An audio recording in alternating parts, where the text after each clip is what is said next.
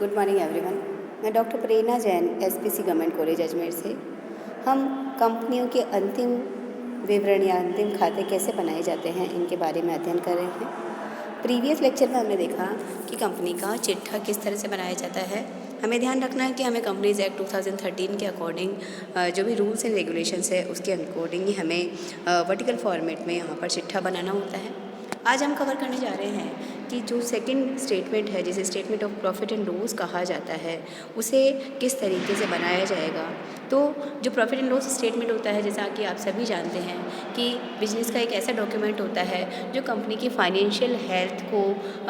Summarise करता है, जिसके अंदर ये बताया जाता है कि पर्टिकुलर पीरियड ऑफ टाइम में, जैसे 1 साल के समय में कंपनी ने कितने प्रॉफिट्स अर्न किए हैं, या अगर कंपनी को हानि हुई है तो कितनी हानि हुई है। कंपनीज एक्ट के अकॉर्डिंग जब हम profit and loss statement prepare करने जाते हैं तो कंपनीज एक्ट का जो फॉर्मेट है उसमें पार्ट 2 ये कहता है कि आपको गिवन फॉर्मेट में ही यहाँ पर प्रॉफिट एंड लॉस स्टेटमेंट बनाना पड़ेगा। तो जो सब सेक्शन 40 का सेकंड पॉइंट है वो बताता है कि जो भी इनकम्स एंड एक्सपेंडिचर्स हैं उनको लाभानी विवरण बनाते समय उनको रूल्स को आपको यूज़ करना पड़ेगा। यहाँ जब हम प्रॉफिट एंड लॉस स्टेटमेंट बनाते हैं तो वही हमें वर्टिकल फॉर्मेट यूज़ करना पड़ेगा, और वर्टिकल फॉर्मेट में हम लिखेंगे profit and loss statement for the year ended, जो भी आपका साल एंड हुआ है, और कंपनी का नाम आपको ऊपर लिखना पड़ेगा। यहाँ जब हम profit and loss statement prepare करते हैं तो सबसे पहले पार्ट में हमें लिखना पड़ेगा रेवेन्यू फ्रॉम ऑपरेशंस, यानी कंपनी के जो व्यवसाय की क्रियाएं हैं, चाहे वो किसी प्रोडक्ट को सेल करने से हो सकती है, चाहे सर्विसेज को सेल करने से हो सकती है, या कोई भी ऑपरेटिंग रेवेन्यू कंपनी को हो सकती है। तो ये जो तीनों चीज़ें अगर कंपनी को होती है तो इन इनकम में से अगर कंपनी को कोई एक्साइज ड्यूटी चुकानी पड़ी है तो उसको घटा देंगे, और उसको घटाने के बाद जो आएगा वो रेवेन्यू फ्रॉम ऑपरेशन यहाँ पर हमारा आ जाता है। अगर कोई फाइनेंशियल कंपनी है तो वहाँ जब उसकी रेवेन्यू फ्रॉम ऑपरेशन हम कैलकुलेट करते हैं तो वहाँ पर उसका अगर उसको इंटरेस्ट मिला है या उसे अदर फाइनेंशियल सर्विसेज से कोई इनकम हुई है तो उसको भी उसकी रेवेन्यू फ्रॉम ऑपरेशंस में ही इंक्लूड करना पड़ेगा। ठीक है, उसके बाद इस तरह से ही रेवेन्यू फ्रॉम ऑपरेशन ले लेंगे। इसके अलावा जो भी इनकम होती है वो अदर इनकम में हम शेड्यूल बनाएंगे, उसके अंदर डिटेल डालेंगे और उसका ओवरऑल टोटल हमें यहाँ डालना पड़ेगा। तो ये कंपनी का टोटल रेवेन्यू हो जाता है। इस टोटल रेवेन्यू में से हमें माइनस करना पड़ेगा कि कंपनी को कितना खर्चे हुए हैं। तो कंपनी के जितने भी खर्चे हुए हैं उसमें सबसे पहले हम लेते हैं यहाँ पर कि कंपनी को जितना भी कंपनी ने प्रोडक्शन करने के लिए कोई अगर मटेरियल यूज़ किया है, रॉ मटेरियल यूज़ किया है, तो कॉस्ट ऑफ मटेरियल कंज्यूम्ड क्या है। इसी डिटेल में हम डाल देंगे कि अगर उसने purchase of stock in trade किया है, या फिनिश गुड्स की इन्वेंट्री में वर्क इन प्रोग्रेस की, या स्टॉक इन ट्रेड की इन्वेंट्री में कोई चेंज हुआ है लास्ट ईयर से अभी तक, तो ओवरऑल जो प्लस वाला पॉइंट है वो ऐड कर देंगे, माइनस हुआ है, कम हुआ है तो डिडक्ट कर देंगे। एम्प्लॉयज़ पे हमने कितने खर्चे किए हैं वो भी हम यहाँ पर लिख लेंगे कि एम्प्लॉयज़ को जैसे सैलरी देते हैं या और भी जितने भी तरह के पेमेंट्स हम करते हैं वो हम ले लेंगे। उसके बाद नेक्स्ट चीज़ हम यहाँ पर लेते हैं फाइनेंशियल कॉस्ट को, यानी कंपनी अगर फाइनेंशियल कंपनी नहीं है, नॉर्मल कंपनी है, तो ऐसे में उस नॉर्मल कंपनी को अपने व्यापार को चलाने के लिए अगर उधार लेना पड़ा है तो इंटरेस्ट चुकाना पड़ेगा, या अगर और कोई भी उधार लिया है तो उस पर क्या पेमेंट कर रहे हैं वो आपको यहाँ पर पे करना पड़ेगा। अगर हम इंटरनेशनल बिजनेस करते हैं तो फॉरेन करेंसी का ट्रांजेक्शन हुआ है या ट्रांसलेशन पर अगर कोई नेट गेन या नेट लॉस हुआ है तो उसे भी यहाँ पर फाइनेंशियल कॉस्ट में ही हमें यहाँ पर शामिल करना पड़ेगा। उसके बाद नेक्स्ट जो पॉइंट हम लेते हैं उसमें होता है कि कंपनी को डेप्रिसिएशन कितना लगा है, या कंपनी ने अगर अमोर्टाइजेशन किया है तो अमोर्टाइजेशन के एक्सपेंसेज को लिख दिया जाएगा, और कुछ और भी जो भी खर्चे होते हैं वो हम यहाँ पर खर्चे यहाँ पर लिख देते हैं। तो इस तरह से हमारे टोटल एक्सपेंसेज निकल के आ जाएंगे। फर्स्ट पार्ट में हमने करा टोटल रेवेन्यू, जिसमें revenue from operation plus revenue from other income को प्लस किया तो टोटल रेवेन्यू हो गया, और टोटल रेवेन्यू में से बिज़नेस को चलाने के लिए, बिज़नेस को कंटिन्यू करने के लिए, चाहे माल खरीदने से संबंधित खर्चे, चाहे एम्प्लॉयज़ से रिलेटेड खर्चे, चाहे फाइनेंशियल एक्सपेंसेस, चाहे डेप्रिसिएशन, जितने भी रूटीन बिजनेस एक्सपेंडिचर्स हैं उन सबको यहाँ पर हम माइनस करते हैं, तो ये हमारा टोटल एक्सपेंसेज हो जाता है। अब ये जो टोटल एक्सपेंसेज लिखे हैं उसमें फॉर्मेट ये कहता है कि आपको यहाँ पर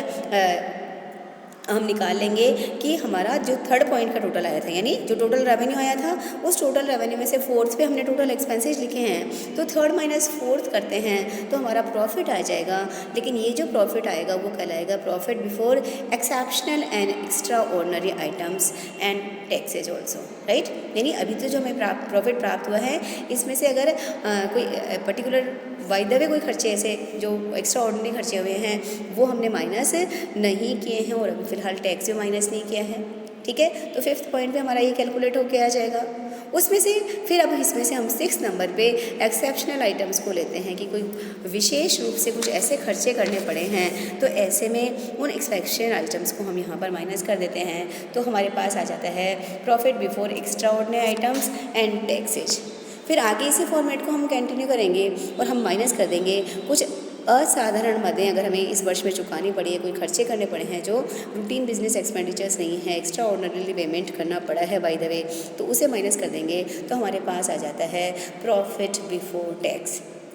अब उसके बाद ये जो प्रॉफिट बिफोर टैक्स आएगा 9th पॉइंट पे, इसमें से हम टैक्स को माइनस करेंगे और टैक्स दो तरह का हो सकता है, चालू वर्ष का यानी करंट टैक्स हो सकता है या फिर डेफर्ड टैक्स भी हो सकता है। तो current tax and deferred tax को आप यहाँ पर 10th नंबर पे लेते हैं, राइट। तो प्रॉफिट एंड या लॉस फॉर द पीरियड जो हमारा बिजनेस ऑपरेशन चला है उसकी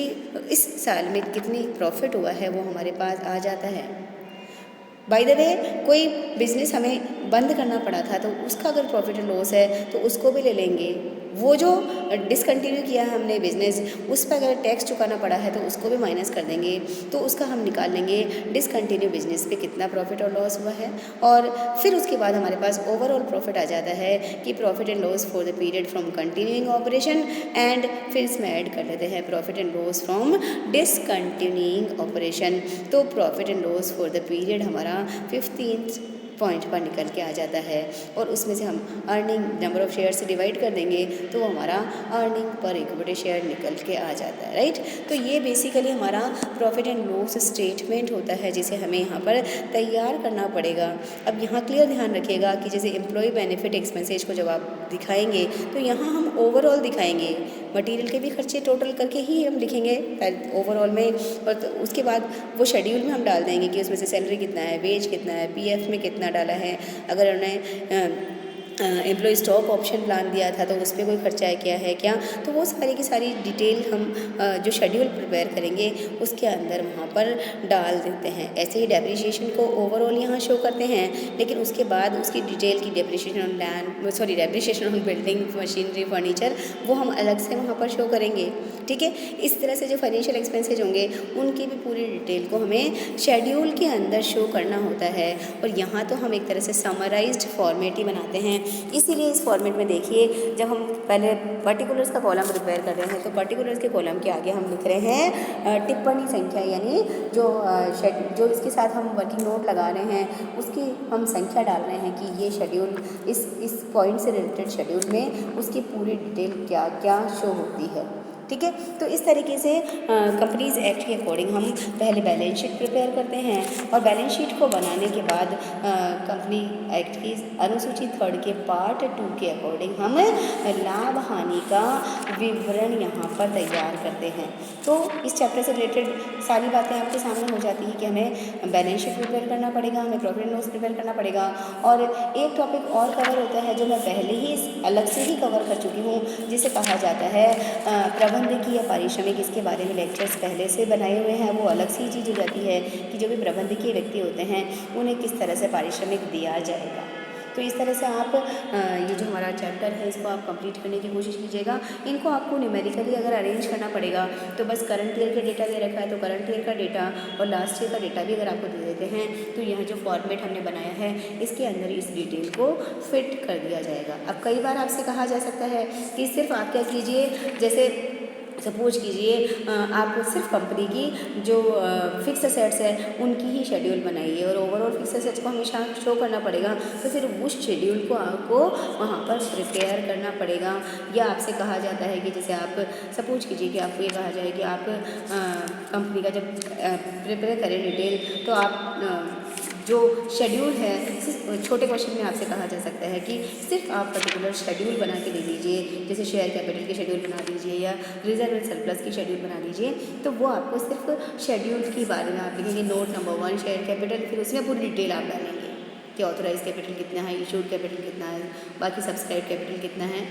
रिजर्व एंड सरप्लस में सारे के सारे सरप्लसेस की पूरी डिटेल, और लास्ट में हम शो करते हैं जो बैलेंस शीट है उसके अंदर तो हम ओवरऑल टोटल ही शो करते हैं, राइट। तो इस तरह से हमें यहाँ पर नोट नंबर या शेड्यूल, मैं शेड्यूल बोल रही हूँ, वैसे देखा जाता है तो अभी इसमें शेड्यूल लिखिए, शेड्यूल के अकॉर्डिंग प्रिपेयर करना, शेड्यूल 3 के अकॉर्डिंग, तो उसके बजाय आप नोट नंबर 1, नोट नंबर 2, जो टिप्पणी संख्या जिसे हम बोल रहे हैं बार बार, वो हमें यहाँ पर प्रिपेयर करने के लिए भी छोटे क्वेश्चन में टिप्पणी बनाने के लिए कहा जा सकता है, और बड़े क्वेश्चन में तो आपको पूरा एक डिटेल दे दिया जाए और उसे कहा जाता है कि आप क्या कीजिए, इन सूचनाओं के आधार पर कंपनी का लाभ हानि का विवरण और उस डेट का आप चिट्ठा प्रिपेयर कीजिए, और इसके साथ साथ उससे रिलेटेड जो भी डिटेल नोट है जिसे हम नोट नंबर कहते हैं या टिप्पणी संख्या कहते हैं वो भी प्रिपेयर कीजिए। ठीक है, थैंक यू सो मच।